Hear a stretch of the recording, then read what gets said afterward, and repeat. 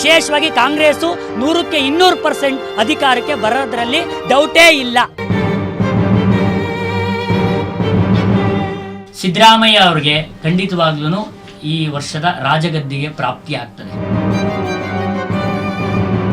ಏನಾದರೂ ಕೂಡ ಕಾಂಗ್ರೆಸ್ ಪಕ್ಷ ಪ್ರಿಯಾಂಕಾ ಗಾಂಧಿ ಪ್ರಧಾನಿ ಅಂತ ಏನಾದರೂ ಕೂಡ ಘೋಷಣೆ ಮಾಡಿದ್ರೆ ಖಚಿತ ಎಲ್ಲೆಡೆ ನಿಮ್ಮ ನಿರೀಕ್ಷೆ ಮಟ್ಟಕ್ಕಿಂತ ದೊಡ್ಡ ಮಟ್ಟದ ರಾಜಕೀಯದಲ್ಲಿ ದೊಡ್ಡ ಬದಲಾವಣೆ ಆಗ್ತಕ್ಕಂಥ ಯೋಗ ಖಚಿತ ಇದೆ. ಪುರಾತನವಾಗಿರ್ತಕ್ಕಂಥ ಕಾಲಜ್ಞಾನ ಮತ್ತು ಜಪತಪಗಳ ಆಧಾರದ ಮೇಲೆ ಹೇಳ್ತಿರ್ತಕ್ಕಂಥ ಭವಿಷ್ಯ, ನಾವು ಹೇಳಿರ್ತಕ್ಕಂಥ ಭವಿಷ್ಯ ಇಂದೂ ಕೂಡ ಸುಳ್ಳಾಗಿಲ್ಲ, ಮುಂದೆನೂ ಕೂಡ ಸುಳ್ಳಾಗಲ್ಲ. ದೇಶದಲ್ಲಿ ಒಂದು ಶಕ್ತಿ ಅಂದರೆ ಒಬ್ಬಳು ಸ್ತ್ರೀ ಈ ದೇಶವನ್ನು ಆಳ್ತಾಳೆ ಅಂತೇಳಿ ಒಂದು ಇಂಪಾರ್ಟೆಂಟು. ಯಾಕಂದರೆ ಇದು ಸುಮಾರು ಜನ ನೀವು ಹೇಳಿರೋ ಈ ಒಂದು ವಿಚಾರಕ್ಕೆ ಸಂಬಂಧಪಟ್ಟಂತೆ ಸಾಕಷ್ಟು ವೈರಲ್ ಆಯಿತು. ಮತ್ತು ಅದು ಯಾರು ಅನ್ನೋದು ಪ್ರಶ್ನೆ ತುಂಬ ಜನಕ್ಕೆ ಕಾಡಿತ್ತು. ಯಾಕಂದರೆ ಆ ಥರದ್ದೊಂದು ಕ್ಯಾಂಡಿಡೇಟೇ ಇಲ್ಲಲ್ಲ, ಮತ್ತು ಇವರು ಸ್ತ್ರೀಯಿಂದ ಒಂದು ಅಧಿಕಾರ ಸ್ವೀಕಾರ ಆಗುತ್ತೆ ಅನ್ನೋ ಥರ ಹೇಳಿದಾರಲ್ಲ, ಇದು ತುಂಬ ಗೊಂದಲ ಇತ್ತು. ಸೊ ಇದೇ ಒಂದು ಇಂಪಾರ್ಟೆಂಟ್ ವಿಚಾರ. ಇದು ಯಾವ ಥರ ಹೇಳಿದ್ರಿ? 9 ತಿಂಗಳ ಹಿಂದೆ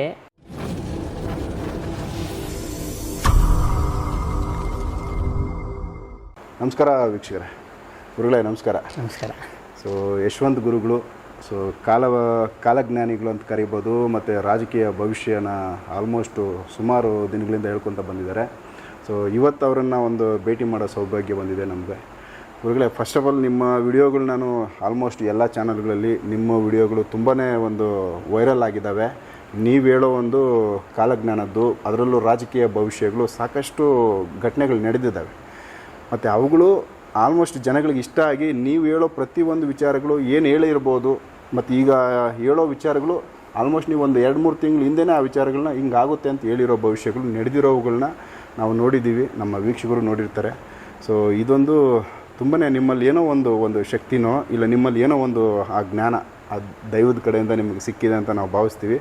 ಸೊ ಇವತ್ತು ನಾನು ನಮ್ಮ ಚಾನಲ್ ಮುಖಾಂತರ ನಿಮ್ಮನ್ನು ಮಾತಾಡ್ಸೋಕ್ಕೆ ಬಂದಿದ್ದು. ಫಸ್ಟ್ ನಿಮ್ಮ ಕೆಲವೊಂದು ವಿಚಾರಗಳು ನಾನು ನೋಡಿರೋದು ಹಳೆ ವಿಡಿಯೋಗಳು. ಸೊ 2019ರಿಂದ ನಿಮ್ಮ ವಿಡಿಯೋಗಳನ್ನ ನಾನು ನೋಡ್ತಾ ಬಂದಿದ್ವಿ. ಮೊದಲಾಗಿ BTVನಲ್ಲಿ ನೀವು ಬಿಗಿನಿಂಗಲ್ಲಿ ಒಂದಷ್ಟು ವಿಚಾರ ಹೇಳಿದ್ದು ಕರೋನಾ ಭವಿಷ್ಯ. ಕರೋನಾ ಸಮಯ ಬಂದಾಗ ಅವತ್ತು ಸಾಕಷ್ಟು ಪ್ರಚಾರ ಆಯಿತು, ವೈರಲ್ ಆಯಿತು ನಿಮ್ಮ ವಿಡಿಯೋಗಳು. ಆ ಭವಿಷ್ಯನ ಯಾರೂ ಎಕ್ಸ್ಪೆಕ್ಟ್ ಮಾಡಿರಲಿಲ್ಲ. ಯಾಕಂದರೆ ಅದಕ್ಕೆ ಮೊದಲು ಆ ಥರದ್ದೊಂದು ಏಟು ಯಾರು ತಿಂದಿಲ್ಲ. ಆ ಥರದ ಕರೋನಾ ಎಫೆಕ್ಟು ನಮ್ಮ ಭಾರತದಲ್ಲಿ ಆಗ್ಬೋದು, ಇಡೀ ವರ್ಲ್ಡಲ್ಲಿ ಆಗ್ಬೋದು, ಎಲ್ಲೂ ಬಂದಿರಲಿಲ್ಲ ಅಷ್ಟು ದೊಡ್ಡ ಮಟ್ಟದ್ದು. ಬಟ್ ಆ ಭವಿಷ್ಯ ನಿಮಗೆ ಹೆಂಗೆ ಗೋಚರ ಆಯಿತು? ಅಂದರೆ ನಮ್ಮಲ್ಲಿ ಪುರಾತನವಾಗಿರ್ತಕ್ಕಂತಹ ಕಾಲಜ್ಞಾನ ಗ್ರಂಥಗಳು ನಮ್ಮ ಗುರುವಿನ ಮುಖಾಂತರ ನಮಗೆ ಕೊಟ್ಟಿರ್ತಕ್ಕಂಥ ಕಾಲಜ್ಞಾನ ಅದು. ಆ ಕಾಲಜ್ಞಾನ ಭವಿಷ್ಯವಾಣಿ ಪ್ರಕಾರ ಒಂದು ಸಣ್ಣದಾಗಿ ನನ್ನ ಜೀವನ ಚರಿತ್ರೆ ಹೇಳಬೇಕು ಅಂದರೆ, ನಾನು ತುಂಬ ದಡ್ಡನಾಗಿರ್ತಕ್ಕಂಥವನು. ಅಚಾನಕ ನಮ್ಮ ಜೀವನದಲ್ಲಿ ಭಾಳ ಬೇಸರ ಆಗಿ ನಾನು ಈ ಜೀವನ ಮಾಡಲಿಕ್ಕೆ ಅಂತ ಬೆಂಗಳೂರಿಗೆ ಹೊರಟಂಥ ಸಂದರ್ಭದಲ್ಲಿ ನನಗೆ ಒಬ್ಬ ತಮಿಳ್ನಾಡು ಮೂಲದ ಒಬ್ಬ ಗುರುಗಳೊಬ್ಬರು ನನಗೆ ಸಿಕ್ಕಿ ನನ್ನ ಜೀವನ ಚರಿತ್ರೆಯನ್ನು ಅವ್ರು ಹೇಳಿ ನನಗೆ 366 ಕಾಲಜ್ಞಾನ ಕಟ್ಟುಗಳನ್ನು ಕೊಟ್ಟು, ನಾನು ಜೀವಂತವಾಗಿ ಇರೋ ತನಕನೂ ಕೂಡ ನೀನು ಈ ಕಾಲಜ್ಞಾನ ಭವಿಷ್ಯವಾಣಿಯನ್ನು ತೆಗಿಬಾರ್ದು, ಅದನ್ನು ಓಪನ್ ಮಾಡಬಾರ್ದು ಅಂತ ಹೇಳಿ ಗುರುಗಳು ನನಗೆ ಒಂದು ವಾಕ್ಯವನ್ನು ಕೊಟ್ಟಿರ್ತಾರೆ. ಅಂದರೆ ನನ್ನಂಥ ದಡ್ಡನಿಗೆ ಎಲ್ಲದನ್ನೂ ಕೂಡ ಕಲಿಸಿ ಅವ್ರ ಜೊತೆ ಕರ್ಕೊಂಡೋಗಿ, ನಾನು ಬದುಕಿರೋ ತನಕನೂ ಕೂಡ ಈ ಕಾಲಜ್ಞಾನ ತೆಗಿಬಾರ್ದು, ಇದನ್ನು ಸ್ವಾರ್ಥಕ್ಕೋಸ್ಕರ ಬಳಸ್ಕೋಬಾರ್ದು, ಇದನ್ನು ನೀನು ಬಿಸ್ನೆಸ್ ಮಾಡ್ಕೋಬಾರ್ದು ಅಂತೇಳಿ ಕೊಡ್ತಾರೆ. ಅದೇ ಪ್ರಕಾರ ನನಗೆ ಎಂಥ ಕಷ್ಟ ಬಂದ್ರೂ ಕೂಡ 2019 ತನಕ, ಅಂದರೆ ಗುರುವಿನ ಕೇಳಿ ಮರಣ ಅಲ್ಲಿ ಲಚ್ಕೊಡ್ತೈತೆ, ಮರಣ ಆಗೋ ತನಕನೂ ಕೂಡ ತೆಗಿಬಾರ್ದು ಅಂತ ಗುರು ವಾಕ್ಯ ಏನಿದೆ ಅದೇ ಪ್ರಕಾರ ನಾನು ತೆಗಿಯಲ್ಲ. ಅವ್ರು ಹೇಳಿರ್ತಾರೆ, ನೀನು ಮೊದಲನೇ ಸಾರಿ ನಿನಗೆ ಎಷ್ಟೇ ಕಷ್ಟ ಇದ್ರೂ ಕೂಡ ಮೊದಲನೇ ಬಾರಿ ನೀನು ಕಾಲಜ್ಞಾನ ತೆಗೆದಂಥ ದಿನ ಇಡೀ ದೇಶ ನೋಡುತ್ತೆ ನಿನ್ನ ಅಂತೇಳಿ ಗುರುಗಳೊಂದು ಮಾತು ಕೊಟ್ಟಿರ್ತಾರೆ. ಸೊ ಇದು ಮೊದಲೇ ನಿಮಗೆ ಹೇಳಿಬಿಟ್ಟಿದ್ದಾರೆ. ಆ ಮಾತಿನ ಪ್ರಕಾರ ನಾನು ಮೊದಲನೇ ಬಾರಿ ಕಾಲಜ್ಞಾನ ತೆಗೆದಾಗೆ ನೀವು ಹೇಳ್ದಂಗೆ ಇಡೀ ದೇಶಕ್ಕೆ ಮಾರಣಾಂತಿಕ ರೋಗ ಬರುತ್ತೆ ಅಂತೇಳಿ ಕಾಲಜ್ಞಾನದಲ್ಲಿ ಉಲ್ಲೇಖ ಇರುತ್ತೆ. ನಾನು ಕರೋನಾ ಬರೋಗಿನ್ನ ಮುಂಚೆ ಆ ಭವಿಷ್ಯನ ಹೇಳ್ತೀನಿ. ಹೇಳಿದಾಗ ಜನ ಇವನು ಯಾರೋ ಅನ್ಕೊಂತಾರೆ. ಅದು ಬಂದ ಮೇಲೆ ಇಡೀ ರಾಜ್ಯಕ್ಕೆ ಗೊತ್ತಾಗುತ್ತೆ, ದೇಶಕ್ಕೂ ಕೂಡ ಗೊತ್ತಾಗುತ್ತೆ. ಅದಾದ ಮೇಲೆ ನಾನು ಭವಿಷ್ಯ ನೋಡಿದ ಮೇಲೆ ಆ ರೋಗ ನಿವಾರಣೆಗೆ ಏನು ಮಾಡಬೇಕು ಅಂತ ಕೇಳ್ತಾರೆ ಜನಗಳು. ಪ್ರಶ್ನೆ ಬಂದ ಮೇಲೆ ಇದೇ ನಮ್ಮ ಜನಗಳೆಲ್ಲ ಕೇಳ್ತಾರೆ. ಮೀಡಿಯಾಗಳಲ್ಲಿ ಎಲ್ಲ ಕಡೆ ನೀವು ಆಗ ಮಾತಾಡಿದಾಗ ಕೇಳ್ತಾರೆ ಪ್ರಶ್ನೆನ ಏನು ಮಾಡಬೇಕು ಅಂತ. ಅವಾಗ ಇಡೀ ಭಾರತ ದೇಶದಲ್ಲಿ ಪ್ರಪ್ರಥಮ ಬಾರಿಗೆ, ಇಡೀ ಭಾರತದಲ್ಲಿ ಯಾರೂ ಕೂಡ ಮಾಡಲ್ಲ, ಭೂತ ಭೈರವಿ ಯಾಗ ಅಂತೇಳಿ ಒಂದು ಮಹಾಯಾಗವನ್ನು 3 ದಿನಗಳ ಕಾಲ 48 ಜನ ಪುರೋಹಿತರು ಸತತ 3 ದಿನಗಳ ಕಾಲ ನಿರಂತರವಾಗಿ ಒಂದು ಭೂತ ಭೈರವಿ ಯಾಗ ಅಂತೇಳಿ ಒಂದು ಯಾಗವನ್ನು ಮಾಡ್ತೀವಿ. ಆ ಯಾಗದ ಫಲ ಏನಪ್ಪ ಅಂತಂದರೆ, ಇಡೀ ದೇಶದಲ್ಲಿ ದೊಡ್ಡ ದೊಡ್ಡ ಟೆಕ್ನಾಲಜಿಯಲ್ಲಿ ಮುಂದಿರ್ತಕ್ಕಂಥ ದೇಶಗಳಿಂದ ಹಿಡಿದು ಎಲ್ಲರಿಗೂ ಕೂಡ ಯಥೇಚ್ಛವಾಗಿ ಆ ರೋಗದ ಪ್ರಭಾವ ಸಖತ್ತು ತೊಂದರೆ ಮಾಡುತ್ತೆ. ಆ ಯಾಗದ ಫಲವಾಗಿ ನಮ್ಮ ದೇಶದಲ್ಲಿ ಕಮ್ಮಿ ತೊಂದರೆಯನ್ನು ಮಾಡುತ್ತೆ. ನೀವು ನೋಡಿರ್ಬೋದು.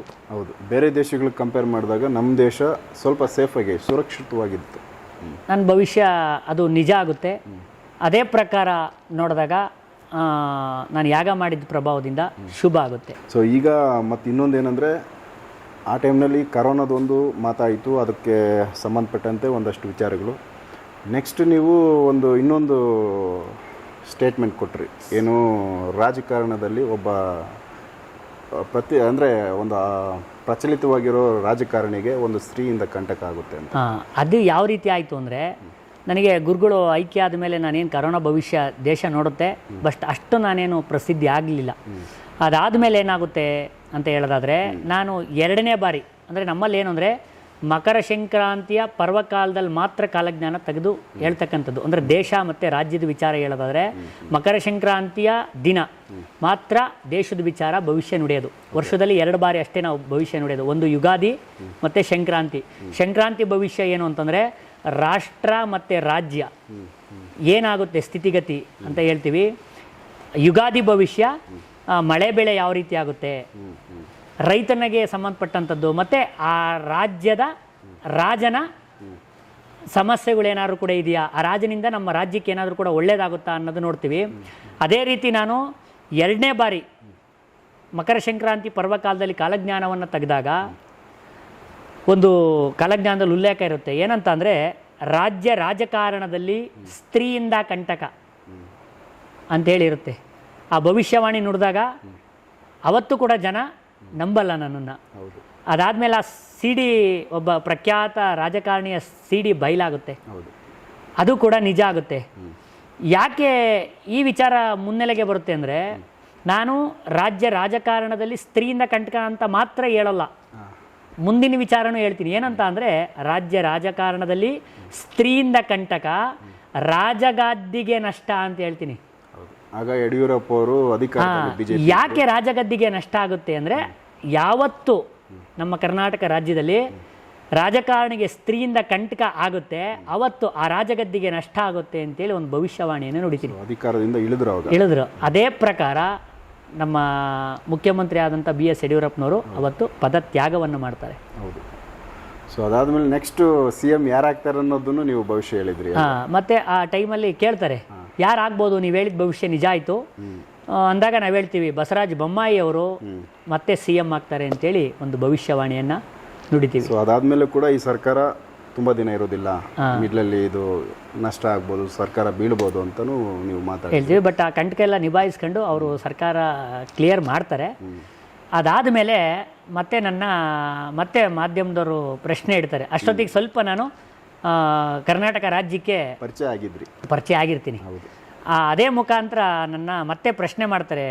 ಹೋದ ವರ್ಷ ಅಂದರೆ ಮತ್ತೆ ಮಕರ ಸಂಕ್ರಾಂತಿ ಪರ್ವಕಾಲದಲ್ಲಿ ಮತ್ತೆ ಪ್ರಶ್ನೆ ಹಾಕ್ತಾರೆ ಮಾಧ್ಯಮದವರು, ಯಾವ ಪಕ್ಷ ಅಧಿಕಾರಕ್ಕೆ ಬರ್ಬೋದು, ಯಾರು ಮುಖ್ಯಮಂತ್ರಿ ಆಗ್ತಾರೆ ಅಂತೇಳಿ ಒಂದು ಪ್ರಶ್ನೆಯನ್ನು ಇಟ್ಟಾಗ ನಾನು ಹೇಳ್ತೀನಿ, ರಾಜಕೀಯದಲ್ಲಿ ಸ್ತ್ರೀಯಿಂದ ಕಂಟಕಗಳು ಮುಂದೆನೂ ಕೂಡ ಬಾಧಿಸುತ್ತೆ.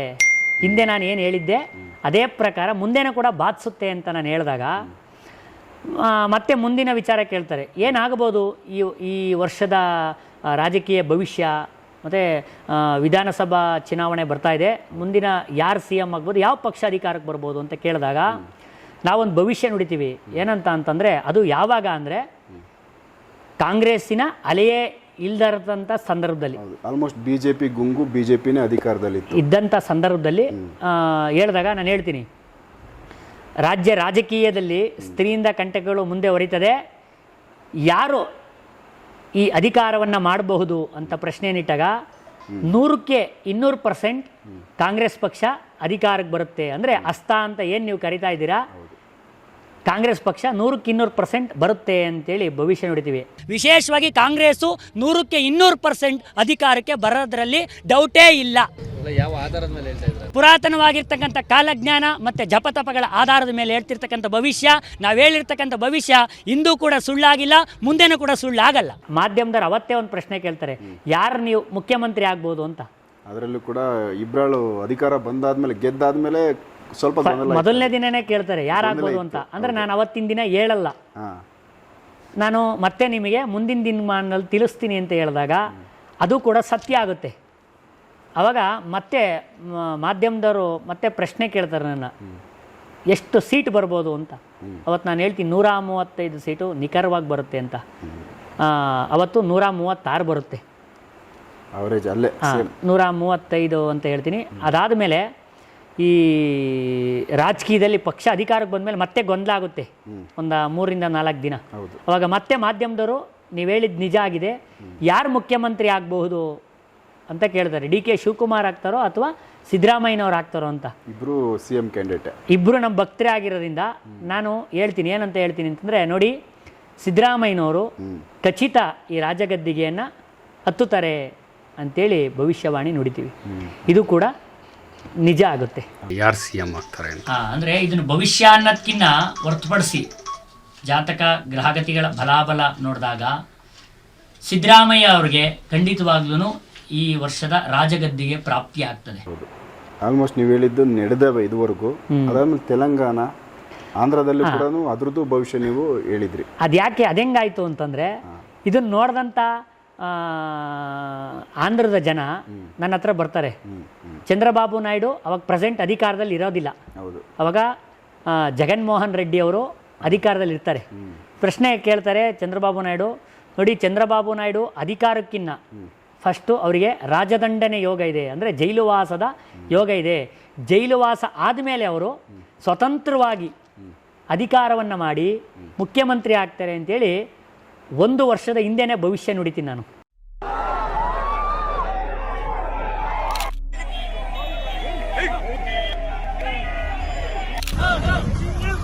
ಅದು ಇವತ್ತು ನಿಜ ಆಗಿದೆ. 9ನೇ ತಾರೀಕು ಅಥವಾ 12ನೇ ತಾರೀಕು ಅವರು ಚಂದ್ರಬಾಬು ನಾಯ್ಡು ಅವರು ಪ್ರಮಾಣ ವಚನ ಸ್ವೀಕಾರ ಮಾಡ್ತಾರೆ. ಅದು ಕೂಡ ಸತ್ಯ ಆಗುತ್ತೆ. ಅದೇ ಪ್ರಕಾರ ನೀವು ಹೇಳ್ದಂಗೆ ತೆಲಂಗಾಣ ಅಂತ ಕೇಳಿದ್ರಿ, ತೆಲಂಗಾಣ ಆಂಧ್ರ ಎರಡು ಒಂದೇ ವಿಭಜನೆ ಆಗಿರೋದ್ರಿಂದ ಮತ್ತೆ ನನ್ನ ಮತ್ತೆ ಅಲ್ಲಿ ತೆಲಂಗಾಣದಲ್ಲಿ ಲೋಕಸಭಾ ಚುನಾವಣೆ ನಡಿಬೇಕಾದ್ರೆ ನನ್ನನ್ನು ಪ್ರಶ್ನೆ ಕೇಳ್ತಾರೆ, ಯಾವ ಪಕ್ಷ ಅಧಿಕಾರಕ್ಕೆ ಬರ್ತದೆ, ಯಾರು ಮುಖ್ಯಮಂತ್ರಿ ಆಗ್ತಾರೆ ಅಂತ ಕೇಳಿದಾಗ ತೆಲಂಗಾಣದಲ್ಲಿ ಶ್ರೀಯುತ ರೇವಂತ್ ರೆಡ್ಡಿ ಅವರು ಮುಖ್ಯಮಂತ್ರಿ ಆಗ್ತಾರೆ. 65 ಸೀಟು ಬರುತ್ತೆ ಅಂತ ಹೇಳ್ತೀನಿ, 64 ಬರುತ್ತೆ. ಸೇಮ್ ಹೆಚ್ಚು ಕಮ್ಮಿ ಅಲ್ಲೇ ಬಂತು ಪಾಯಿಂಟ್. ಕೇಜ್ರಿವಾಲ್ ಅವ್ರದ್ದು ಭವಿಷ್ಯ ನೀವು ಹೇಳಿದ್ರಿ. ಅದಾದಮೇಲೆ ಏನು ಮಾಡ್ತೀನಿ ಅಂದರೆ, ಮತ್ತೆ ಇದಾದಮೇಲೆ ಸೂರ್ಯಗ್ರಹಣ ಬರುತ್ತೆ ನಮ್ಮಲ್ಲೊಂದು. ನಾನು ಹೇಳ್ತೀನಿ, ಕೃತಿಕಾ ನಕ್ಷತ್ರ ಋಷಭ ರಾಶಿ ಜಾತಕ ಸಂಜಾತರಿಗೆ ವಿಶೇಷವಾಗಿ ಇದು ಬಾಧಿಸುತ್ತೆ. ಅಂದರೆ ರಾಜ್ಯ ರಾಜಕಾರಣದಲ್ಲಿ ಸೂರ್ಯಗ್ರಹಣ ಪ್ರಭಾವದಿಂದ ದೇಶ ಅಥವಾ ರಾಜ್ಯದ ರಾಜಕಾರಣಿಗಳಿಗೆ ರಾಜದಂಡನೆ ಯೋಗ ಅಥವಾ ಜೈಲುವಾಸದ ಯೋಗ ಇದೆ ಅಂತ ಹೇಳ್ತೀನಿ.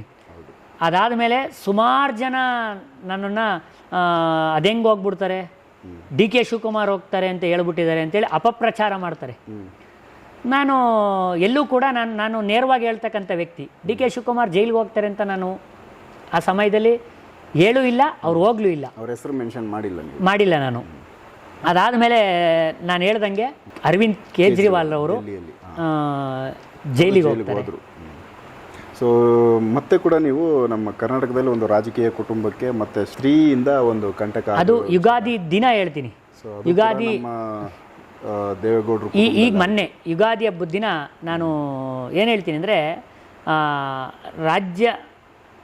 ರಾಜಕಾರಣದಲ್ಲಿರ್ತಕ್ಕಂಥವರು ಮಾಜಿ ಪ್ರಧಾನಿ ಕುಟುಂಬದ ಒಬ್ಬ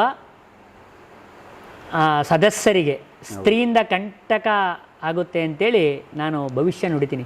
ಅದು ಕೂಡ ಈಗ ಸತ್ಯ ಆಗಿದೆ. ಹೋಯ್ತದು. ನಮ್ಮಲ್ಲಿ ಕೂಡ ರಾಜಕಾರಣಿಗಳು ಈಗ ಉದಾಹರಣೆಗೆ ರೇವಣ್ಣ ಅವರು ಹೋಗಿ ಬಂದರು ಜೈಲಿಗೆ. ಇಷ್ಟೆಲ್ಲ ಘಟನೆಗಳು ನಡೆಯುತ್ತೆ. ಈ ಹಿಂದೆ ಇದ್ರ ಜೊತೆಗೆ ಇದೆಲ್ಲ ನಡೆಯೋಕ್ಕಿಂತ ಹಿಂದೆ ಒಂದು ಭವಿಷ್ಯ ನುಡಿತೀನಿ. ಏನಂತ ಅಂದರೆ, ದೇಶದಲ್ಲಿ ಒಂದು ಶಕ್ತಿ ಅಂದರೆ ಒಬ್ಬಳು ಸ್ತ್ರೀ ಈ ದೇಶವನ್ನು ಹೌದು ಆಳ್ತಾಳೆ ಅಂತೇಳಿ ಒಂದು ಇದೇ ಇಂಪಾರ್ಟೆಂಟು. ಯಾಕಂದರೆ ಇದು ಸುಮಾರು ಜನ ನೀವು ಹೇಳಿರೋ ಈ ಒಂದು ವಿಚಾರಕ್ಕೆ ಸಂಬಂಧಪಟ್ಟಂತೆ ಸಾಕಷ್ಟು ವೈರಲ್ ಆಯಿತು. ಮತ್ತು ಅದು ಯಾರು ಅನ್ನೋದು ಪ್ರಶ್ನೆ ತುಂಬ ಜನಕ್ಕೆ ಕಾಡಿತ್ತು.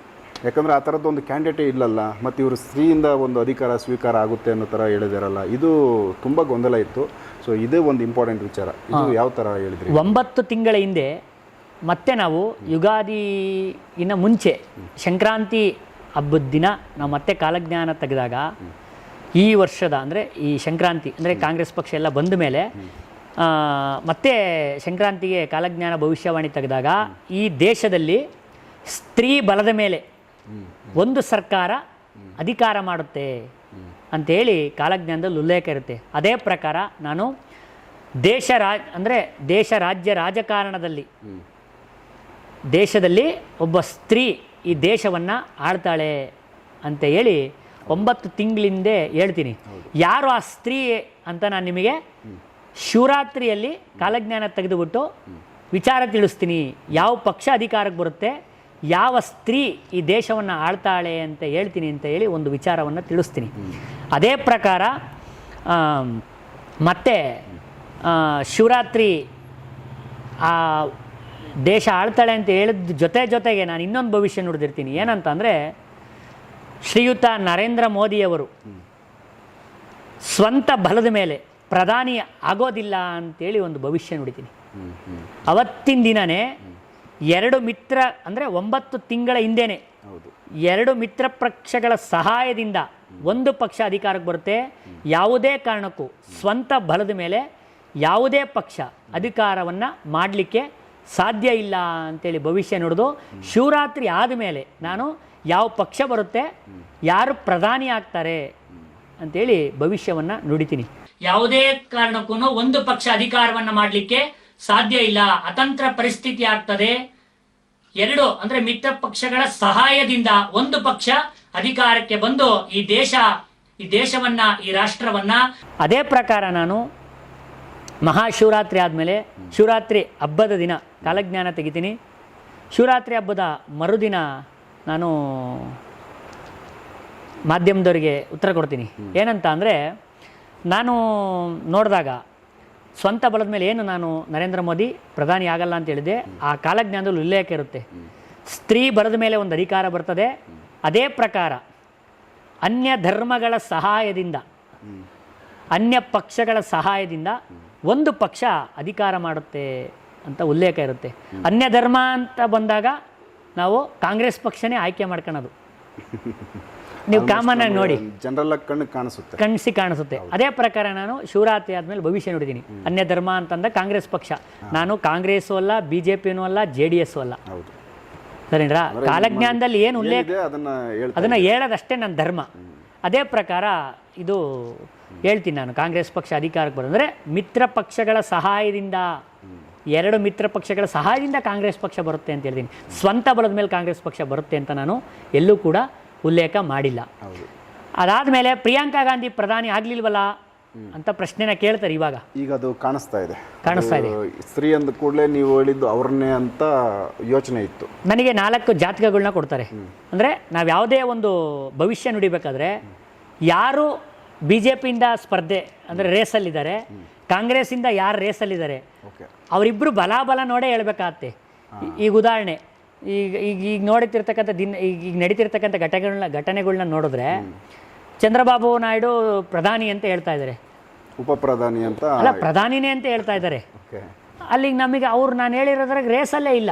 ಅಂದರೆ ನಾನು ಹೇಳಿದ್ದಿನ ನನಗೆ ಅವ್ರ ಜಾತಕ ಆಗಲಿ, ನನ್ನ ಹತ್ರ ಜಾತಕ ಇದ್ರೂ ಕೂಡ ನಾನು ಅದನ್ನು ನೋಡಿಲ್ಲ. ಈಗ ಅವ್ರು ಆಗಿಬಿಟ್ರೆ ಗುರುಗಳು ಹೇಳಿ ಸುಳ್ಳಾಯಿತು, 100% ಚೇಂಜ್ ಆಗೋಯ್ತಲ್ಲ. ಚೇಂಜ್ ಆಗೋಯ್ತಲ್ಲ ಅಂತ ಅನ್ಕೊಳಂಗಿಲ್ಲ. ಯಾಕೆ ಅಂದರೆ ನನಗೆ ಅವತ್ತಿನ ದಿನ ಪ್ರಶ್ನೆ ಕೇಳಿದಂಥ ಶಿವರಾತ್ರಿ ಹಬ್ಬದಲ್ಲಿ ಸ್ಮೃತಿ ಇರಾನಿ ಅವರ ಜಾತಕವನ್ನು ಕೊಡ್ತಾರೆ, ನಿರ್ಮಲಾ ಸೀತಾರಾಮ್ ಅವರ ಜಾತಕವನ್ನು ಕೊಡ್ತಾರೆ, ನರೇಂದ್ರ ಮೋದಿ ಅವರ ಜಾತಕವನ್ನು ಕೊಡ್ತಾರೆ, ಅಮಿತ್ ಶಾ ಅವರ ಜಾತಕ ಕೊಡ್ತಾರೆ. ಆ ಜಾತಕಗಳ ಬಲದಲ್ಲಿ ಮತ್ತು ರಾಹುಲ್ ಗಾಂಧಿ ಜಾತಕ ಕೊಡ್ತಾರೆ, ಪ್ರಿಯಾಂಕಾ ಗಾಂಧಿ ಜಾತಕ ಕೊಡ್ತಾರೆ. ಇವರ 4-5 ಜನ ಜಾತಕರ ಬಲಾಬಲ ಯಾರಿಗಿದೆ ಅಂತ ನೋಡಿದ್ರೆ ನಾನು ಅವಾಗ ಹೇಳ್ತೀನಿ, ನರೇಂದ್ರ ಮೋದಿ ಮತ್ತು ಪ್ರಿಯಾಂಕಾ ಗಾಂಧಿ, ರಾಹುಲ್ ಗಾಂಧಿ ಜಾತಕವನ್ನು ನೋಡಿದಾಗ ಈ ಕಾಲಜ್ಞಾನಕ್ಕೂ ಕೂಡ ಅದು ಮ್ಯಾಚ್ ಆಗಬೇಕು, ಅಂದರೆ ಹೊಂದಾಣಿಕೆ ಆಗಬೇಕು. ಹೊಂದಾಣಿಕೆ ನೋಡಿದಾಗ ಇವರಿಬ್ಬರಿಗೆ ಬಲಾಬಲ ಜಾಸ್ತಿ ಇರುತ್ತೆ. ಸರಿನಾ? ರಾಹುಲ್ ಗಾಂಧಿಗೂ ಪ್ರಿಯಾಂಕಾ ಗಾಂಧಿ, ಅದರಲ್ಲೂ ಕೂಡ ಪ್ರಿಯಾಂಕಾ ಗಾಂಧಿ ಮತ್ತು ನರೇಂದ್ರ ಮೋದಿ ಜಾತಕಗಳನ್ನ ನೋಡಿದಾಗ ವಿಶೇಷವಾಗಿ ನರೇಂದ್ರ ಮೋದಿಗೆ ಒಂದು ದಾರದ ನೂಲಷ್ಟು ಬಲ ಜಾಸ್ತಿ ಇರುತ್ತೆ ಪ್ರಿಯಾಂಕಾ ಗಾಂಧಿ ಅವರಿಗಿಂತ. ಅದೇ ಪ್ರಕಾರ ನಾನು ನೋಡಿದೆ ಹೇಳಿದಾಗ ನಾನು ಇನ್ನೊಂದು ಮಾತು ಹೇಳ್ತೀನಿ, ಏನಂತ ಅಂದರೆ ಎಲ್ಲಿ ಮತ್ತೆ ಗುರೂಜಿ ಕಾಂಗ್ರೆಸ್ ಪಕ್ಷ ಬರಲಿಲ್ಲ ಅಂತ ಈಗ ಆಲ್ಮೋಸ್ಟ್ ನಮಗೆ ಕಾಡ್ತಾ ಇರೋದು ಅದೇ ಪ್ರಶ್ನೆ. ನೀವು ಅದಕ್ಕೋಸ್ಕರನೇ ನಿಮ್ಮನ್ನು ನನ್ನ ಹತ್ರ ಮಾತಾಡ್ಸಕ್ಕೆ ಬಂದಿದ್ದೀರಾ ಅನ್ಕೊಂತೀನಿ. ಅದೇ ಪ್ರಕಾರ ನೀವು ಕೇಳಿದಾಗ ನಾನು ಹೇಳ್ತೀನಿ ಏನಂತಂದರೆ, ನಾನೊಂದು ನೀವು ನೋಡಿ ಬೇಕಾದರೆ ನಾನು ಏನಂತ ನೋಡಿತೀನಿ ಭವಿಷ್ಯ ಅಂದರೆ, ಶ್ರೀಯುತ ಪ್ರಿಯಾಂಕಾ ಗಾಂಧಿ ಅವರನ್ನು ಏನಾದರೂ ಕೂಡ ನೀವು ಪ್ರಧಾನಿ ಅಭ್ಯರ್ಥಿ ಅಂತ ನೀವೇನಾದರೂ ಕೂಡ ಘೋಷಣೆ ಮಾಡಿದ್ರೆ ರಾಜಕೀಯದಲ್ಲಿ ದೊಡ್ಡ ಬದಲಾವಣೆ ಆಗುತ್ತೆ. ಕಾಂಗ್ರೆಸ್ ಪಕ್ಷ ಮಿತ್ರ ಪಕ್ಷಗಳ ಸಹಾಯದಿಂದ ಅಧಿಕಾರ ಮಾಡುತ್ತೆ ಅಂತೇಳಿ ಭವಿಷ್ಯ ನುಡಿತೀನಿ. ಏನಾದರೂ ಕೂಡ ಕಾಂಗ್ರೆಸ್ ಪಕ್ಷ ಪ್ರಿಯಾಂಕಾ ಗಾಂಧಿ ಪ್ರಧಾನಿ ಅಂತ ಏನಾದರೂ ಕೂಡ ಘೋಷಣೆ ಮಾಡಿದ್ರೆ ಖಚಿತ ಎಲ್ಲೆಡೆ ನಿಮ್ಮ ನಿರೀಕ್ಷೆ ಮಟ್ಟಕ್ಕಿಂತ ದೊಡ್ಡ ಮಟ್ಟದ ರಾಜಕೀಯದಲ್ಲಿ ದೊಡ್ಡ ಬದಲಾವಣೆ ಆಗ್ತಕ್ಕಂಥ ಯೋಗ ಖಚಿತ ಇದೆ. ಅಂದರೆ ಅವರು ಅನೌನ್ಸ್ ಮಾಡಬೇಕಿತ್ತು, ಮಾಡಿಲ್ಲ ಅಂತ ಭವಿಷ್ಯ ನುಡಿತೀನಿ. ಅಲ್ಲೆಲ್ಲೂ ಕೂಡ ನಾನು ಬಿ ಜೆ ಪಿನೇ ಬರುತ್ತೆ, ಕಾಂಗ್ರೆಸ್ಸೇ ಬರುತ್ತೆ ಅಂತ ಹೇಳಿಲ್ಲ. ಪಕ್ಷಗಳು ಹೇಳಿದ್ದೀನಿ ಏನಂತ ಅಂದರೆ, ಪ್ರಿಯಾಂಕಾ ಗಾಂಧಿ ಅವರು ಘೋಷಣೆ ಮಾಡಿದ್ರೆ ಕಾಂಗ್ರೆಸ್ ಪಕ್ಷ ಬರುತ್ತೆ ಅಂತ ಹೇಳಿದ್ದೀನಿ. ನಾನು ಹೇಳಿರೋದ ಪ್ರಕಾರನೇ 2 ಮಿತ್ರ ಪಕ್ಷಗಳ ಸಹಾಯದಿಂದನೇ ಯಾವ ಪಕ್ಷನಾರು ಕೂಡ ಈಗ ಅಧಿಕಾರ, ಈಗ ಉದಾಹರಣೆ ನರೇಂದ್ರ ಮೋದಿ ಅವರು ಪ್ರಧಾನಿಯಾಗಬೇಕು ಅಂದರೆ ಯಾವ ಪಕ್ಷದ ಸಹಾಯ ಬೇಕು? ಚಂದ್ರಬಾಬು ನಾಯ್ಡು ಮತ್ತು ನಿತೀಶ್ ಕುಮಾರ್ ಅವರ ಸಹಾಯ ಬೇಕೇ ಬೇಕು. ಅದು ಕೂಡ ನೀವೇ ನೋಡ್ದಂಗೆ ಸತ್ಯ ಆಗಿದೆ. ಈ ಕಡೆ ಕಾಂಗ್ರೆಸ್ ಅಧಿಕಾರ ಮಾಡಬೇಕು ಅಂದ್ರೂ ಕೂಡ ಇವರೇ ಸಹಾಯ ಬೇಕು. ಅದೇ ಪ್ರಕಾರ ಹೇಳೋದಾದ್ರೆ ನಾನು ಇವತ್ತು ಕೂಡ ರಾಹುಲ್ ಗಾಂಧಿ ಅಥವಾ ಪ್ರಿಯಾಂಕಾ ಗಾಂಧಿ ಪ್ರಧಾನಿ ಆಗಲ್ಲ ಅಂತ ಯಾವುದೇ ಕಾರಣಕ್ಕೂ ನಾನು ಹೇಳ್ತಾ ಇಲ್ಲ. ಮತ್ತೆ ಅವ್ರಿಗೆ ಇನ್ನೂ ಹೋಪ್ ಇದೆ, 100% ಹೇಳ್ತಾ ಇದ್ದೀನಲ್ಲ. 10 ವರ್ಷಗಳು ಬಲಾಬಲ ಇರುತ್ತೆ ಅವ್ರಿಗೆ, ಅಂದ್ರೆ ಇನ್ನೂ ಚಾನ್ಸ್ ಇದೆ ಅವ್ರದ್ದು. ಅಂದರೆ ಈಗ ಇನ್ನೂ ಕೂಡ ಯೋಗ ಪ್ರಾರಂಭ ಆಗಿರೋದು, ಅಂದರೆ ಶಿವರಾತ್ರಿ ಆದಮೇಲೆ. ಹಾಗಾಗಿ ಇದು 10 ವರ್ಷಗಳ ಕಾಲ ಇರುತ್ತೆ. ನಾನು ಇವತ್ತು ಕೂಡ ಹೇಳ್ತಾ ಇದ್ದೀನಲ್ಲ, ರಾಹುಲ್ ಗಾಂಧಿ ಕೇಳಿ ಅಲ್ಲಿ ಲಚ್ ಕೊಡ್ತಾ ಇದೆ ಪದೇ ಪದೇ, ಮತ್ತು ಪ್ರಿಯಾಂಕಾ ಗಾಂಧಿ, ಇವರಿಬ್ಬರು ಕೂಡ 100% ಪ್ರಧಾನಿ ಆಗೇ ಆಗ್ತಾರೆ. ನಾನೆಲ್ಲೂ ಕೂಡ ಪ್ರಧಾನಿ ಆಗಲ್ಲ ಅಂತ ನಾನು ಒಪ್ಕೊಳ್ಳೋಕ್ಕೆ ತಯಾರಿಲ್ಲ. ಇದು ಕಾಲಜ್ಞಾನ ಭವಿಷ್ಯ. ಸೊ ಈಗೇನು ಗೆದ್ದು ಈಗ ಅಧಿಕಾರ ಸ್ವೀಕಾರ ಮಾಡ್ತಿದ್ದಾರೆ BJP ಪಕ್ಷ, ಅಂದರೆ ಈಗ 5 ವರ್ಷದ ಕಾಲ ಇವರೇ ಕಂಪ್ಲೀಟ್ ಮಾಡ್ತಾರಾ, ಇಲ್ಲ ಇದರಲ್ಲಿ ಏನಾದರೂ ಮತ್ತೆ ಬದಲಾಗ್ಬೋದಾ? ಮತ್ತೆ ನೀವು ಕೇಳಿದ್ರಿ ಪ್ರಶ್ನೆ ಇವಾಗ ನೀವು. ನಾನು ಹೇಳೋದಾದರೆ 100% ನರೇಂದ್ರ ಮೋದಿಯವರು ಸ್ವಂತ ಬಲದ ಮೇಲೆ ಪ್ರಧಾನಿ ಆಗಲಿಕ್ಕೆ ಸಾಧ್ಯ ಇಲ್ಲ ಅಂತ ನಾನು ಹಿಂದೇನೂ ಕೂಡ ಹೇಳಿದ್ದೀನಿ. ಇವತ್ತು ಕೂಡ ಅವರು ಸ್ವಂತ ಬಲದ ಮೇಲೆ ಪ್ರಧಾನಿ ಆಗಲಿಕ್ಕೆ ಸಾಧ್ಯ ಇಲ್ಲ. ಅಕಸ್ಮಾತ್ ಪ್ರಧಾನಿ ಏನಾದರೂ ಕೂಡ ಆದರೂ ಕೂಡ ಈ ಸರ್ಕಾರ ತುಂಬ ದಿನ ಇರಲಿಕ್ಕೆ ಸಾಧ್ಯ ಇಲ್ಲ. ಅವಕಾಶಗಳು ಮತ್ತೆ ಇಂಡಿಯಾ ಮೈತ್ರಿಕೂಟಕ್ಕೆ ಒದಗಿ ಬರ್ಬೋದು. ಸೊ ಇದರಲ್ಲಿ ಬದಲಾಗೋ ಒಂದು ಅಂದರೆ ಸ್ಥಿರವಾಗಿರೋದಿಲ್ಲ ಅನ್ನೋದನ್ನು ಹೇಳ್ತಾ ಇದ್ದೀರಾ? ನಾನು ಅವತ್ತೇ ಹೇಳಿದ್ದೆ, ಇದನ್ನ ಅತಂತ್ರ ಪರಿಸ್ಥಿತಿ ಬಂದರೆ ಈ ಥರ ತೊಂದರೆ ಬದಲಾಗುತ್ತೆ ಅಂತ. ಓಕೆ, ಅಂದರೆ ಇವರು ಯಾರು ರಾಹುಲ್ ಗಾಂಧಿ ಅವರಿಗೆ ಮತ್ತು ಪ್ರಿಯಾಂಕಾ ಗಾಂಧಿ ಅವರಿಗೆ ಅಂದರೆ ಅವ್ರು ಪ್ರಧಾನಿ ಆಗೋ ಯೋಗ ಐತೆ, ಇದು ಖಂಡಿತ ಇದೆ, 100% ಇದೆ. ಈ 5 ವರ್ಷದಲ್ಲಿ ಆಗಿಲ್ಲ ಅಂದರೂ ಬರೋ ನೆಕ್ಸ್ಟ್ ಎಲೆಕ್ಷನಲ್ಲಾದರೂ ಅವ್ರು ಆಗೋ ಒಂದು ಈಗ ಆಲ್ರೆಡಿ ಇದೆ ಅವ್ರಿಗೆ. ನಾನು ಹೇಳಿದೆ, ಏಪ್ರಿಲ್ 5ನೇ ತಾರೀಕು ನಂತರ ನರೇಂದ್ರ ಮೋದಿಯ ಅಲೆ ಇರೋದಿಲ್ಲ ಇಡೀ ದೇಶದಲ್ಲಿ ಅಂತ ಒಂದು ಭವಿಷ್ಯ ನುಡಿತೀನಿ. ಓಕೆ, ಅದು ನೀವು ನೋಡಿ ಆಲ್ಮೋಸ್ಟ್ ಕಮ್ಮಿ ಆಯಿತು. ಆಲ್ಮೋಸ್ಟ್ ಅಲ್ಲ, ಪೂರ್ಣಾಂಕ ಕಮ್ಮಿ ಆಗುತ್ತೆ ಆಯಿತು. ಮತ್ತು ನಮಗೆಲ್ಲ ಓಪ್ ಇದ್ದಿದ್ದು ಈಗ ಅವರು ಅಯೋಧ್ಯೆಯಲ್ಲಿ ರಾಮ ಮಂದಿರ ಒಂದು ಯಾರು ಮಾಡೋಕ್ಕಾಗದೇ ಇದ್ದಿದ್ದು ಒಂದು ಒಳ್ಳೆ ಕೆಲಸ ಮಾಡಿದರು. ರಾಮ ಮಂದಿರನ ಅಲ್ಲಿ ನಿರ್ಮಾಣ ಮಾಡಿ ಒಂದು ದೇಶಕ್ಕೆ ಒಂದು ಒಳ್ಳೆ ಅಂದರೆ ಹೋಪ್ ಎಲ್ಲರಿಗೂ ಕೂಡ ಈ ಸರಿ ನರೇಂದ್ರ ಮೋದಿ ಗೆಲ್ಬೋದು. ಯಾಕಂದರೆ ಆ ಥರದ್ದೊಂದು ಅಯೋಧ್ಯೆಯಲ್ಲಿ ನಮ್ಮ ದೇಶನೇ ಒಂದು ಕೊಂಡಾಡಿದ್ರು ರಾಮ ಮಂದಿರ ಆಯಿತು ಅಂತೇಳಿ. ಬಟ್ ಅದೇ ಜಾಗದಲ್ಲಿ ಅವರು ತುಂಬ ಅದರಲ್ಲಿ ಇನ್ನೊಂದು ನೋಡಿ, ಕಾಲಜ್ಞಾನ ಎಷ್ಟು ಸತ್ಯ ಅನ್ನೋಕ್ಕೆ ಉದಾಹರಣೆ, ಅನ್ಯ ಧರ್ಮ ಸಹಾಯದಿಂದ ಕಾಂಗ್ರೆಸ್ ಪಕ್ಷ ಬರುತ್ತೆ. ಅಯೋಧ್ಯೆಯಲ್ಲಿ ನಿಂತು ಗೆದ್ದಿರೋದು ಯಾರು? ಅನ್ಯ ಧರ್ಮದ ಒಬ್ಬ ವ್ಯಕ್ತಿ. ಅಯೋಧ್ಯೆಯಲ್ಲೇನೆ ನರೇಂದ್ರ ಮೋದಿಯ ಅಲೆ ಇಲ್ಲ. ಮತ್ತು ವಾರಣಾಸಿನಲ್ಲೂ ಅವರು ಹೋದ ಸರಿ ಎಲೆಕ್ಷನಲ್ಲಿ ಅವರು ನಿಂತಿದ್ದ ಜಾಗ ಇದು ವಾರಣಾಸಿಯಲ್ಲಿ ಸುಮಾರು 5 ಲಕ್ಷ ಲೀಡಲ್ಲಿ ಇದ್ದರು, ಅಂದರೆ ಅಧಿಕಾರಕ್ಕೆ ಬಂದಿದ್ದರು. ಈಗ 1 ಲಕ್ಷ ಚಿಲ್ಲರೆಯಲ್ಲೋ ಕಡಿಮೆ ಬಂತು, ಒಂದು 4 ಲಕ್ಷ ಕಮ್ಮಿ ಆಯ್ತು ಮತ ಅವ್ರಿಗೆ ಅಲ್ಲಿ. ये पहले कभी नहीं हुआ है कि प्रधानमंत्री खुद अपने ही सीट में पीछे चल रहे हैं. ये तो ट्रेलर है. ನೀವು ಹೇಳ್ದಂಗೆ ಪ್ರಿಯಾಂಕಾ ಗಾಂಧಿ ಅವರನ್ನ ಇವರು ಪ್ರಧಾನಿ ಕ್ಯಾಂಡಿಡೇಟು ಅಂತೇಳಿ ಅವರು ತೋರಿಸಿದ್ದಿದ್ರೆ, ಪಬ್ಲಿಸಿಟಿ ಮಾಡಿದ್ದಿದ್ರೆ, ಸೊ ಹೆಣ್ಣು ಸ್ತ್ರೀ ಒಂದು ಅಧಿಕಾರಕ್ಕೆ ಬರೋ ಒಂದು ಲಕ್ಷಣಗಳಿದ್ವು. ನಾನು ಹಿಂದೆ ಒಂದು ಮಾತು ಹೇಳೋದು, ಮುಂದೆ ಒಂದು ಮಾತು ಹೇಳೋದು, ನಾನು ಯಾವತ್ತೂ ನೇರವಾಗಿ ಹೇಳಿರ್ತಕ್ಕಂಥ ವ್ಯಕ್ತಿ. ಇದೇ ಥರ ಹಿಂದೆ ನವೆಂಬರ್, ಡಿಸೆಂಬರ್, ಜನವರಿಲಿ ಕೂಡ ನನಗೆ ಇದೇ ಥರ ಒಂದು ತೊಂದರೆ ಆಗಿತ್ತು. ಏನಂತ ಅಂತಂದರೆ ನಾನು ಹೇಳಿದ್ದು ಏನಂತಂದರೆ, ಮೊದಲನೇ ದಿನವೇ ಹೇಳಿದ್ದೆ ನಾನು, ಏನೋ ಸಿದ್ದರಾಮಯ್ಯನವರು CM ಆದಂಥ ದಿನವೇ ನಾನು ಹೇಳಿದ್ದೆ ಏನಂತಂದರೆ, ಸಿದ್ದರಾಮಯ್ಯನವ್ರಿಗೆ ಅಧಿಕಾರ ಸ್ಥಿರವಾಗಿದ್ರೂ ಕೂಡ ಆರೋಗ್ಯ ಸ್ಥಿರವಾಗಿರೋದಿಲ್ಲ ಅಂತೇಳಿ ಒಂದು ಭವಿಷ್ಯ ನುಡಿತೀನಿ. ಅದೇ ಪ್ರಕಾರ ಸಿದ್ದರಾಮಯ್ಯನವ್ರಿಗೆ ಹಾರ್ಟ್ ಆಪರೇಷನ್ ಆಗುತ್ತೆ, ಅಧಿಕಾರ ಸ್ಥಿರವಾಗಿರುತ್ತೆ ಅಂತ ನಾನು ಹೇಳಿದ್ದೀನಿ ಅವತ್ತೇ. ಅವಾಗ ನಾನು ಏನು ಹೇಳ್ತೀನಿ ಅಂದರೆ, ಈ ನವೆಂಬರ್, ಡಿಸೆಂಬರ್, ಜನವರಿ ತಿಂಗಳಲ್ಲಿ ಸರ್ಕಾರಕ್ಕೆ ಕಂಟಕ ಇದೆ ಅಂತ ಮಾತ್ರ ನಾನು ಭವಿಷ್ಯ ನುಡಿತೀನಿ. ಅದೇ ಪ್ರಕಾರ ನಡೆಯುತ್ತೆ. ಅವತ್ತು ಕೆಲವರು ಏನು ಮಾಡ್ತಾರೆ ಅಂದರೆ, ಕಂಟಕ ಇರುತ್ತೆ ಅಂತಂದರೆ ಕಾಂಗ್ರೆಸ್ ನೋಡಿ, ಯಶವಂತ್ ಗುರೂಜಿ ಸ್ಫೋಟಕ ಭವಿಷ್ಯ, ಅದನ್ನು ಸ್ವಲ್ಪ ತಿರುಚಿ ಸ್ಫೋಟಕ ಭವಿಷ್ಯ, ಕಾಂಗ್ರೆಸ್ ಪಕ್ಷ ಛಿದ್ರ ಅಂತಾರೆ. ನಾನೇ ಕಾಂಗ್ರೆಸ್ ಪಕ್ಷ ಬರುತ್ತೆ ಅಂತ ಹೇಳಿ ಕಾಂಗ್ರೆಸ್ ಪಕ್ಷ ಬಿದ್ದೋಗುತ್ತೆ ಅಂತ ನಾನು ಎಲ್ಲೂ ಕೂಡ ಹೇಳಲ್ಲ. ಅದನ್ನೇ ಕೂಡ ದೊಡ್ಡ ಇಶ್ಯೂ ಮಾಡಿ ಎಲ್ರಿ ಕಾಂಗ್ರೆಸ್ ಪಕ್ಷ ಬಿದ್ದೋಗ್ಲೇ ಇಲ್ಲ. ಸೊ ಅದು ಮಾಧ್ಯಮಗಳಲ್ಲೇ ತಿರ್ಚಿರೋದು, ಹೇಳ್ತಾರೆ ಕಡೆ ಏನೋ ಒಂದು ರೀತಿ ಮಾಡಿದ್ದಾರೆ ಹೇಳ್ತಾರೆ. ಅದಕ್ಕೆ ನಾನು ಹೇಳ್ದಂಗೆ ನಾನು ಎಲ್ಲೂ ಕೂಡ ನನ್ನ ವೀಡಿಯೋಸ್ ನೀವು ನೋಡಿ, ನಾನು ಪೂರ್ಣ ವೀಡಿಯೋಸ್ನ ನೋಡಬೇಕು. ಜನಸಾಮಾನ್ಯರು ಸ್ವಲ್ಪ ಅದೇ ಕ್ಲಿಪ್ಪಿಂಗ್ ಕಟ್ ಮಾಡಿರ್ತಕ್ಕಂಥ ವೀಡಿಯೋನ ನೋಡಬಾರ್ದು, ಪೂರ್ತಿ ವಿಡಿಯೋ ನೋಡಬೇಕು. ನಾನು ಹೇಳಿರೋದು ಏನಂತಂದರೆ, ನವೆಂಬರ್, ಡಿಸೆಂಬರ್, ಜನವರಿ ತಿಂಗಳಲ್ಲಿ ಕಂಟಕ ಇದೆ, ಇದನ್ನು ನಿಭಾಯಿಸ್ಕೊಂಡ್ರೆ 5 ವರ್ಷ ಸರ್ಕಾರ ಇರುತ್ತೆ, ಸಿದ್ದರಾಮಯ್ಯನವರು ಮುಖ್ಯಮಂತ್ರಿ ಆಗಿರ್ತಾರೆ ಅಂತ ಹೇಳ್ತೀನಿ. ಅದನ್ನು ತೋರಿಸೋದೇ ಇಲ್ಲ. ಮುಚ್ಚಿಟ್ಟು ಅದೇ ಪ್ರಕಾರನೇ ಹೇಳ್ತಾ ಇದ್ದೀನಲ್ಲ. ಮತ್ತೆ ಇದೇ ಥರ ಇನ್ನೊಂದು ನಡುವೆ ನಡೆಯುತ್ತೆ. ಮತ್ತೆ ನನ್ನ ಮಾಧ್ಯಮದವ್ರು ಪ್ರಶ್ನೆ ಕೇಳ್ತಾರೆ, ವಿರೋಧ ಪಕ್ಷದ ನಾಯಕರು ಜಂಜಾಟದಲ್ಲಿ ಯಾರು ವಿರೋಧ ಪಕ್ಷದ ನಾಯಕರು ಆಗ್ತಾರೆ ಅಂತೇಳಿ.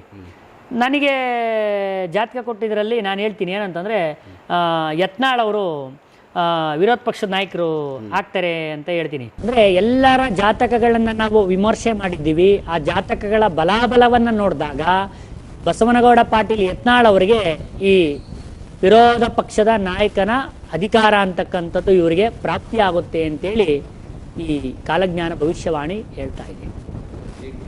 ಅಂದರೆ ಶಕ್ತಿಗಿನ್ನ ಗ್ರಹಗತಿಗಳ ಬಲಾಬಲದ ಆಧಾರದ ಮೇಲೆ ಅವರಿಗೆ ಆ ಯೋಗ ಇದೆ. ಖಂಡಿತವಾಗ್ಲೂ ಕೂಡ ಅವರು ಈ ರಾಜ್ಯದ ವಿರೋಧ ಪಕ್ಷದ ನಾಯಕರಾಗ್ತಾರೆ. ಅದನ್ನು ಮಾತ್ರ ತೋರಿಸ್ತಾರೆ. ಅದರಿಂದ ನಾನೊಂದು ಮಾತು ಹೇಳ್ತೀನಿ ಏನಂತಂದರೆ, 3 ಅಮಾವಾಸ್ಯೆ 3 ತಿಂಗಳ ಒಳಗಾಗಿ ಏನಾದರೂ ಕೂಡ ಅವಕಾಶವನ್ನು ಮಾಡಿಕೊಟ್ರೆ ಯತ್ನಾಳ್ ಅವರಿಗೆ ಸಂಪೂರ್ಣ ಬಲ ಇದೆ ಅಂತ ಅಂದಾಗ ಆ ಸನ್ನಿವೇಶದಲ್ಲಿ ಯತ್ನಾಳು ಅಂತಲೇ ಎಲ್ಲ ಮಾಧ್ಯಮದಲ್ಲೂ ಕೂಡ ತೋರಿಸ್ತಿರ್ತಾರೆ. ನಾನು ಭವಿಷ್ಯ ನುಡಿದ ಮೇಲೆ ಅವರು 6 ತಿಂಗಳಿಗೆ ವಿರೋಧ ಪಕ್ಷದ ನಾಯಕರನ್ನ ಆಯ್ಕೆ ಮಾಡ್ತಾರೆ. ಇತಿಹಾಸ ಪುಟಗಳಲ್ಲಿ 6 ತಿಂಗಳ ತನಕ ವಿರೋಧ ಪಕ್ಷದ ನಾಯಕರನ್ನ ಮಾಡಿರೋದು ಕಡಿಮೆ, ಇಲ್ವೇ ಇಲ್ಲ. ತುಂಬಾ ಲೇಟ್ ಆಯಿತು. 6 ತಿಂಗಳ ತನಕ ಗ್ರಹಗತಿಗಳು ಒಂದೇ ಮೇಲೆ ಕುಂತಿರ್ಬೇಕಲ್ಲ. ನಾವು ಹೇಳೋದೇ ಗ್ರಹಗತಿಗಳ ಮೇಲೆ ಆಧಾರದ ಮೇಲೆ. 6 ತಿಂಗಳಾದ್ಮೇಲೆ ಆಗಲಿಲ್ಲ ಅಂದ್ರೆ ನನ್ನ ಪ್ರಶ್ನೆ ಕೇಳಿ, ಎಲ್ರಿ ಯತ್ನಾಳ್ ಪ್ರಧಾನಿ ಇದು ವಿರೋಧ ಪಕ್ಷದ ನಾಯಕರಾಗಲಿಲ್ವಲ್ರಿ? ಸೊ ಅಲ್ಲಿ ಸಮಯ ಮುಂದೋಗಿರೋದ್ರಿಂದ ಆ ಸಮಯಕ್ಕೆ ಅಲ್ಲಿ ಏನು ಹೇಳಿರ್ತೀರೋ ಅದು ಆಗಿಬೇಕಿತ್ತು. ನಾನು ನಿಮಗೆ ಈಗ ನಾನು ಹೇಳ್ದಂಗೆ ನಿಮಗೆ ಕಾಲಜ್ಞಾನ ಅಂತಂದರೆ ಸೂರ್ಯ ಸಿದ್ಧಾಂತದ ಆಧಾರದ ಮೇಲೆ ಹೇಳೋದು. ಪ್ರತಿ ಮಾಸನೂ ಕೂಡ ಸೂರ್ಯ ಪಥ ಬದಲಾವಣೆ ಆಗ್ತಾ ಇರುತ್ತೆ. ಒಂದು ಮಾಸ ಕಳೆದ ಮೇಲೆ ಈ ಭವಿಷ್ಯ ಇರಲ್ಲ, ಇನ್ನೊಂದು ಮಾಸ ಕಳೆದ ಮೇಲೆ ಇನ್ನೊಂದು ಭವಿಷ್ಯ ಇರಲ್ಲ. ಹಾಗಾಗಿ ನಾವು ಏನು ಹೇಳಿದ್ದೀವಿ ಅನ್ನೋದನ್ನ ಪೂರ್ಣ ತಿಳ್ಕೊಂಡು ಮಾತಾಡೋದ್ರಲ್ಲಿ ಅರ್ಥ ಇರುತ್ತೆ. ಸೊ ವಿಚಾರನ ಸಂಪೂರ್ಣವಾಗಿ ನೋಡಬೇಕು, ಇಲ್ಲ ಸಂಪೂರ್ಣವಾಗಿ ಕೇಳಬೇಕು. ಎಲ್ಲೋ ಕೆಲವು ಕ್ಲಿಪ್ಸಿಂಗ್ಸ್ ತೊಗೊಂಡಾಗ ಅದು ಅದಲು ಬದಲಾಗುತ್ತೆ, ಎಲ್ಲೋ ಒಂದು ರೀತಿ ಅದು ತಪ್ಪಾಗಿ ತೋರಿಸ್ದಂಗೆ ಆಗುತ್ತೆ. ಇದಕ್ಕೆ ಮೊದಲು ನಮ್ಮ ಸ್ಟೇಟಲ್ಲಿ ಆಗಿದ್ದು ಎಲೆಕ್ಷನ್ನು, ಈಗೇನು ಸೆಂಟ್ರಲಲ್ಲಿ ಆಯಿತು, ಈ ಎಲ್ಲ ಎಲೆಕ್ಷನ್ಗಳು ನೋಡಿದಾಗೂ ನೀವು ಹೇಳಿರೋ ಸಂಖ್ಯೆಗಳು ಆಲ್ಮೋಸ್ಟ್ ಇಷ್ಟೇ ಬರುತ್ತೆ, ಇಷ್ಟೇ ಸೀಟ್ ಬರ್ತವೆ, ಇಷ್ಟೇ ಬರುತ್ತೆ ಅಂತ ಒಂದು ಪಾಯಿಂಟ್ಗಳು ನೀವು ಹೇಳ್ತಾ ಇದ್ದೀರಾ. ಅದರಲ್ಲಿ ಒಂದು ಇಲ್ಲ ಎರಡರಲ್ಲಿ ಹೆಚ್ಚು ಕಮ್ಮಿ ಕಾಣಿಸ್ಬೋದು, ಬಿಟ್ಟರೆ ಆಲ್ಮೋಸ್ಟ್ ನೀವು ಹೇಳಿದ್ದು ನಿಖರವಾಗಿರುತ್ತೆ. ಯಾಕಂದರೆ ಇಷ್ಟು ದೊಡ್ಡದು ದೇಶ, ಇಷ್ಟು ದೊಡ್ಡ ರಾಜ್ಯ, ಎಲ್ಲೋ ಎಲೆಕ್ಷನ್ ಆಗುತ್ತೆ, ಯಾರೋ ಓಟ್ ಹಾಕಿರ್ತಾರೆ, ಯಾರು ಗೆಲ್ತಾರೆ ಅನ್ನೋದು ಗೊತ್ತಿಲ್ಲ, ಎಷ್ಟು ನಾವು ಮೆಜಾರಿಟಿ ತೊಗೊತೀವಿ, ಎಷ್ಟು ಸೀಟ್ಗಳು ಬರ್ತವೆ ಅನ್ನೋದನ್ನು ನೀವು ಮೊದಲೇ ಹೇಳೋದು. ಇದು ತುಂಬ ಕುತೂಹಲ ಐತೆ. ಹೆಂಗೆ ಆ ಸಂಖ್ಯೆಗಳನ್ನ ನೀವು ಹೇಳೋಕ್ಕೆ ಸಾಧ್ಯ? ಅದೇ ಯಾವ ರೀತಿ ಅಂತ ಹೇಳೋದಾದರೆ, ಇದೆಲ್ಲ ನಮ್ಮ ಗಣಿತ ಭಾಗ. ಇದು ಕಾಲಜ್ಞಾನ ಉಲ್ಲೇಖ ಅಲ್ಲ. ಕಾಲಜ್ಞಾನದಲ್ಲಿ ಇಷ್ಟೇ ಸಂಖ್ಯೆ ಬರುತ್ತೆ ಅಂತ ಏನು ಬರ್ದಿರಲ್ಲ, ಗಣಿತ ಭಾಗ ಅಂತ.